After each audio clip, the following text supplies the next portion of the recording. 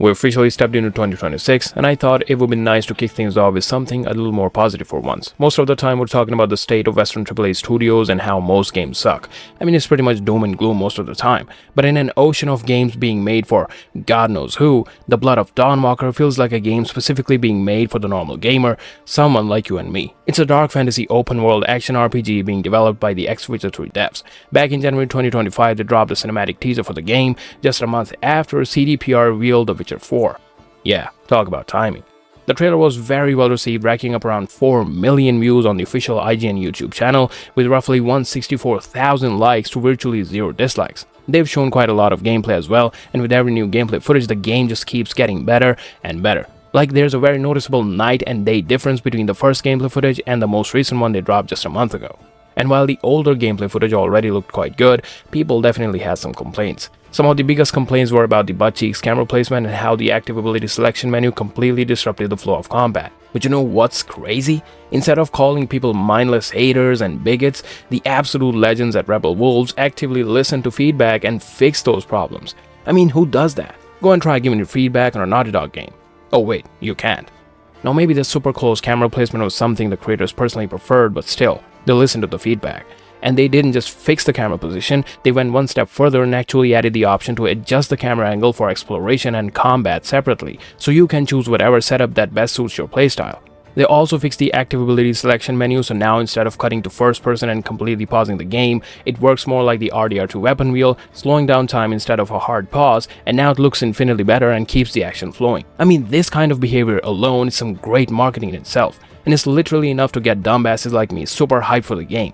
Speaking of marketing, they also dropped the main musical theme for the Blood of Dawnwalker, and just check it out.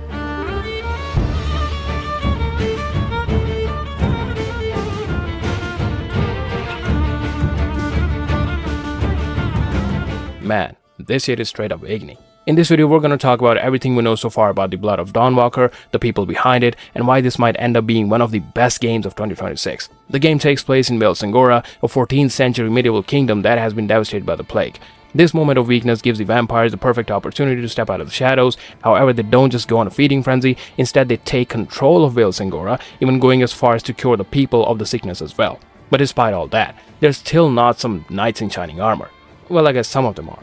After taking over as the ruler of Vale, the big bald vampire Brancis imposes the blood tax on the population. And as you can already see for yourself, there is no explicit good and evil in this game.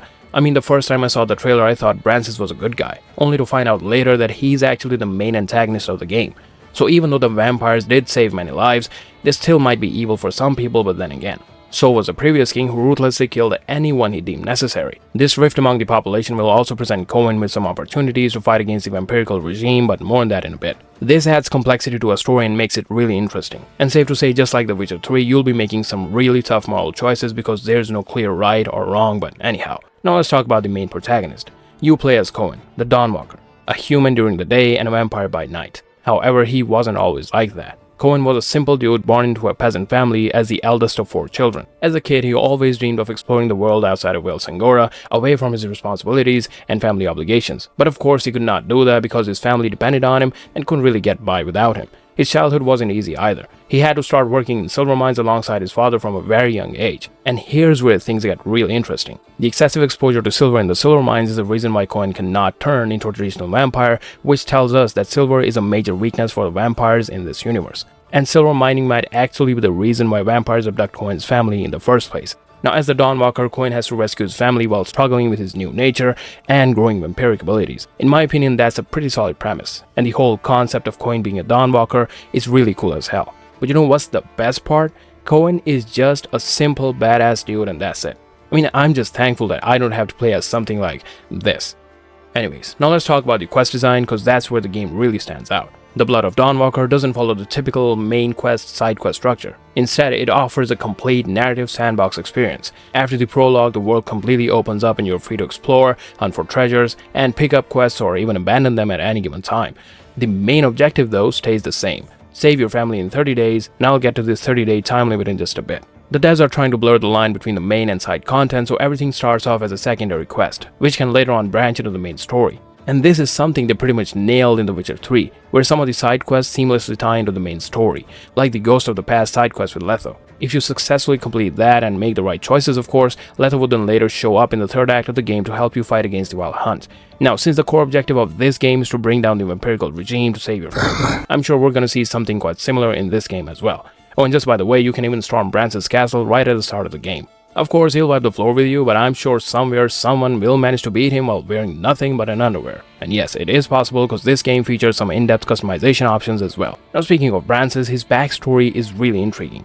Brances, also known as Caeso Buranus Laurentius, sorry for butchering that, was born into a noble family in the Roman Empire back in 131 AD. So during the events of the game, he's probably over 1200 years old. He was once an ambitious Roman senator aiming to climb the ranks to become consul, but after he was turned into a vampire, everything changed for the worse. He fell from the very top of the social ladder, but his hunger for power remained. And that pretty much explains why he took over Vale Sangora as the new ruler.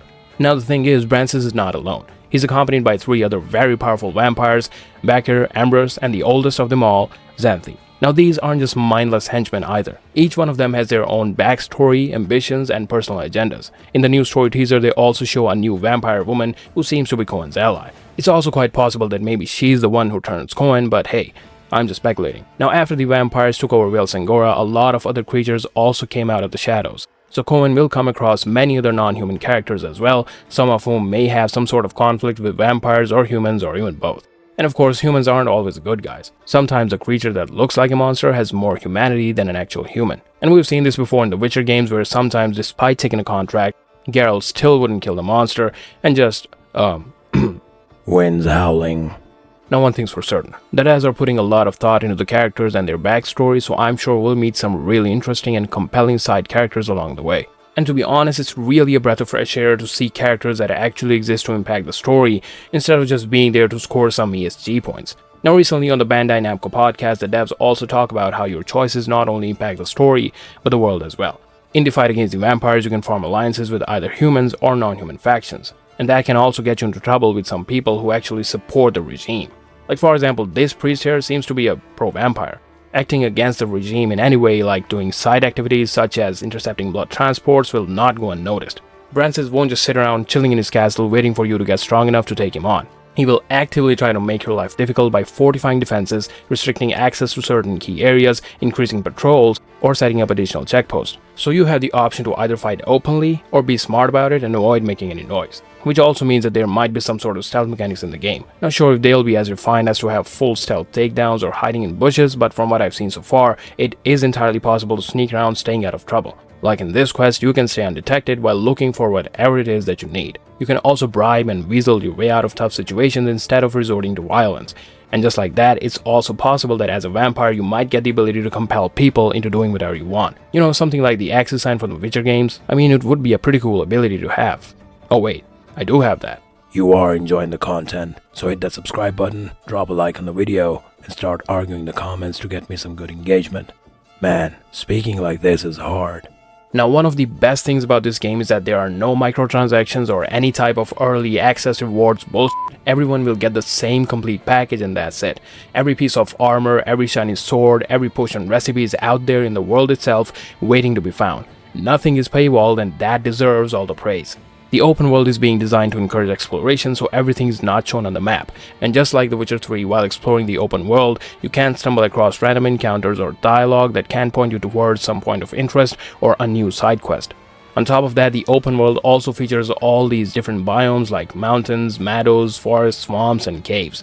Not to mention all the different points of interest like monster nests, shrines, ruins, bandit camps, and much more just waiting to be explored. Now with all that, you might be wondering, how exactly am I going to explore all this with that 30-day time limit? Well, that's exactly where the unique time resource mechanic comes in. In case you didn't know, time is not a constantly ticking clock in this game. Instead, it's treated more like a resource, just like money.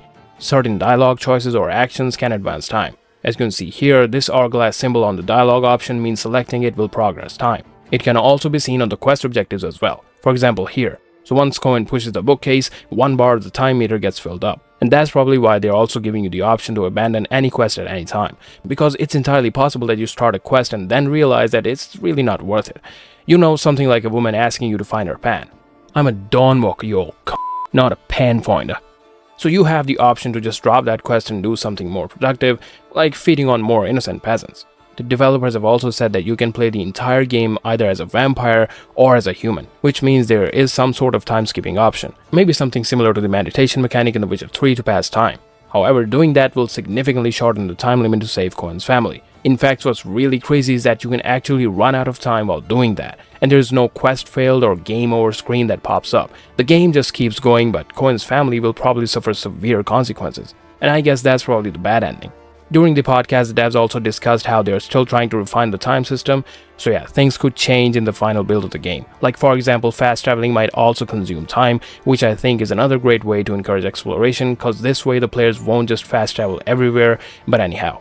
In my opinion, this whole time as a resource system is the perfect way to create urgency without stressing the player out with a constantly ticking clock. Because in a game like this, I really want to take my time with exploration and would love to check out every nook and cranny of this world. Especially when the game offers so much variety depending on whether you're playing as a human or as a vampire. Speaking of which, let's talk about the main twist, the big differentiating factor of the game, the day-night cycle. The time of the day doesn't only change Cohen, but the world itself. Different vampiric abilities like Shadow Step or Plane Shift drastically change how you navigate the world, unlocking places that were inaccessible during the day. Meanwhile, magic abilities like Soul Compelling can only be used during the day while Cohen is a human, and it can unlock secrets that otherwise would have not been possible as a vampire. I just love how they're balancing everything out. Like there are clear pros and cons to playing as either a human or a vampire. Now from what they've shown so far, it seems like most of the quests can be accessed regardless of time of the day. In the gameplay footage, they show two versions of the same quest being played, once during the day and once at night. And despite the fact that it is the same quest, both versions played out completely different. It's also quite possible that some quests are unique to the time of day, since many creatures only come out at night. One more thing I found really cool is the blood hunger mechanic. The Voracious Bite ability allows Cohen to drink people's blood. You also have the option to either spare them or even kill them by draining them completely. In combat, this same ability will both replenish your health while dealing some damage to the enemy. Now here's the best part. If Cohen doesn't drink enough blood and the blood hunger meter gets depleted, he'll lose control and might end up attacking and feeding on any nearby NPCs. It's even possible for Cohen to attack and probably even kill an important side character, which can have unpredictable outcomes on the story. It's just insane how well thought out and layered all these systems actually are. And on top of that, just imagine all the possibilities the devs have to account for. I mean, it's just outrageous. The point is, this game seems to offer an absolutely bonkers amount of replayability, and I'm sure every single playthrough would unfold differently. The guys at Rebel Wolves are really looking to deliver an unforgettable single-player experience, and I'm here for it. Now sure, the game is cool as hell, the main protagonist is a badass, the mechanics are deep and layered, and the story is really interesting, but still, there are a couple of things that I'm a bit concerned about. First is the performance. The Blood of Dawnwalker is being developed on Unreal Engine 5, and I just hope it's well optimized and doesn't run like shit on launch. The second thing is that this game has been in development for just around 4 years. Konrad Tomaskevich, the game director on The Witcher 3, left CD Projekt somewhere in 2021, and in 2022 he founded Rebel Wolves, a brand new studio that also has a bunch of other ex-CD Projekt devs with very polished names. So quite understandably, they started working on The Blood of Dawnwalker somewhere in 2022 as well. So for a brand new studio to be working on a project of this scale and size with so many intricate systems, I just really hope they take their sweet time polishing the game to perfection and don't rush it out the door. Because from what I've seen so far, the game could still use some polishing. Now yes, overall the movement and combat is a huge step up from what they've shown before, but still there are some things, especially the vampiric abilities like Plane Shift and Shadow Step, that feel a bit janky. For example, when Cohen's scaling up a wall and reaches a ledge, instead of just grabbing onto it and climbing up smoothly, he uses Shadow Step to teleport onto the roof, and the camera just goes all over the place. I mean, it's a bit of a mess. But you know what, at this point I'm just nitpicking. The thing is, what they've managed to achieve in so little time is still pretty damn impressive, so thumbs up for that. Besides, at the end of the day, what really matters is that a bunch of super passionate devs are making a game just for the actual gamers, and that's it. A single-player AAA quality open-world action RPG that's free of all the live service nonsense, microtransactions, or gender political bullshit. And this is the type of game that many gamers have been begging for. I mean, I've been dying to play something like this ever since The Witcher 3. And that's why I think The Blood of Dawnwalker might end up being one of the best games of 2026. But what do you think? Do let me know your thoughts on this game in the comments down below. Don't forget to drop a like and subscribe if you enjoyed the video. And if you're feeling generous, hype the video as well. It really helps my small channel get more exposure. Anyways, thanks for watching. Until next time, take care.